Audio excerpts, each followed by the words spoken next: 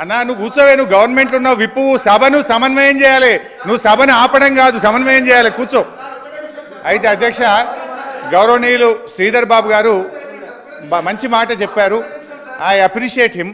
వారు ఒక మంచి మాట అన్నారు శ్రీధర్ బాబు గారు. మా ప్రభుత్వం కష్టపడ్డది, మేము స్టార్ట్ చేసినాము, ఒకటి పూర్తి చేయలే కావచ్చు, మీరు చిత్తశుద్ధితో వాటిని పూర్తి చేయాలి అని అన్నారు. So I appreciate him. Exactly నేను కూడా అదే చెప్పాలనుకుంటున్నా.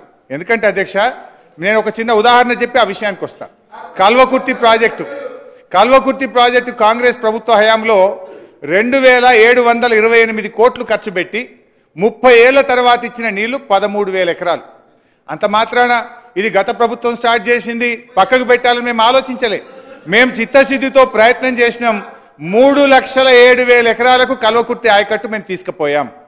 నెట్టంపాడు మీరు 2,300 కోట్లు ఖర్చు పెట్టి కేవలం 1,735 కోట్లు ఖర్చు పెట్టి 2,300 ఎకరాలకు మాత్రమే నీళ్లు ఇచ్చారు. ఇది గత ప్రభుత్వం స్టార్ట్ చేసింది, ఆపాలని మేము అనుకోలేదు. పెండింగ్ పనులు పూర్తి చేసి 1,39,700 ఎకరాలకు తీసుకెళ్లాం. భీమా మీరు 2,000 కోట్ల రూపాయలు ఖర్చు పెట్టి మీరు ఇచ్చిన ఆయకట్టు 12,000 మాత్రమే. కానీ మేము ఆ రోజు కష్టపడి దాని పెండింగ్ పనులు పూర్తి చేసి అధ్యక్ష